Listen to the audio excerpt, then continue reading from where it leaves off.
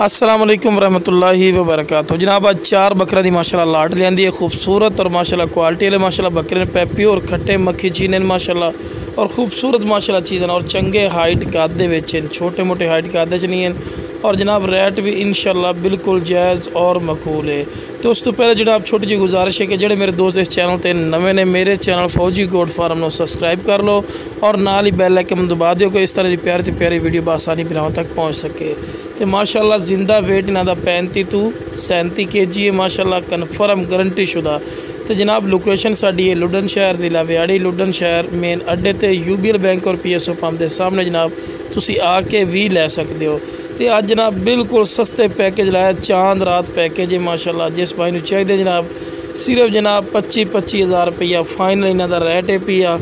तो जिस भी चाहिए इंशाल्लाह स्क्रीन पर नंबर चलता पे इस पर रब्ता करे इंशाल्लाह मुहब्बत वाला रेट ही नहीं पिया और इस तो फायदा चको। खसी पटोरन और बिल्कुल तोता फेस चिन कन्ना दे लापर भी चेक कर सकते हैं, चंगे लंबे कन और जनाब मुँह 2 दांदे पिया। ये समझ लो अभी बिल्कुल फ़ायदे का सौदा ही ने जनाब।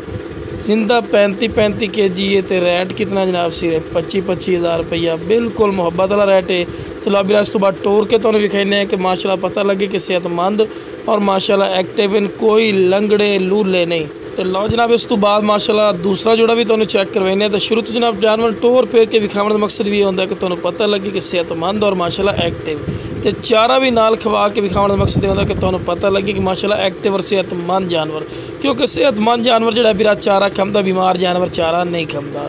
तो जनाब इस तो बाद दूसरे नंबर वाला जोड़ा ही माशाल्लाह चेक कर सकते हैं, वाइट खट्टा मक्खी चीना और जनाब शेर नस्ल है माशाल्लाह पठोरा ने, जिंदा वेट 35 kg गारंटी शुदा। तो खूबसूरत माशाल्लाह चीज़ है। इन्हां दी वेल ही चेक कर सकते, चंगी लंबी वेल चिन और डबल हड्डी माशाल्लाह गोश्त दे भरे माशाल्लाह पठोरे ने। तो रेट सिरे मकबूल और जायद मुनासिब ने, सिरे 25-25 हज़ार रुपया। आखिरी 4 बकरे ने पे जिस कुछ नसीब दे नसीबे चो से इंशाल्लाह फायदे चलासी और वाइट अख दे ने बिल्कुल चिपटे सिंह कुंडली वाले सिंह और खस्सी पठोरे जनाब। लो जनाब इहदा भी फेस ब्यूटी चेक कर सकते हैं, बिल्कुल तोता फेस और जनाब मुँह 2 दांत, कोई चौगा छिगा या खीरा नहीं पिया, 2 दांत ही नहीं पिया, चेक कर सकते हैं। एक्टिव और तेज़ इतना ज़्यादा कि बड़े मुश्किल पकड़ना पिया। लो जनाब ये भी माशाल्लाह 2 दांत ही ने। तो जिस भी चाहिए जनाब स्क्रीन पर नंबर चलता पे इस रब्ता करें इंशाल्लाह अल्लाह दे फजल करम प्यार मुहब्बत रेट लग जासी।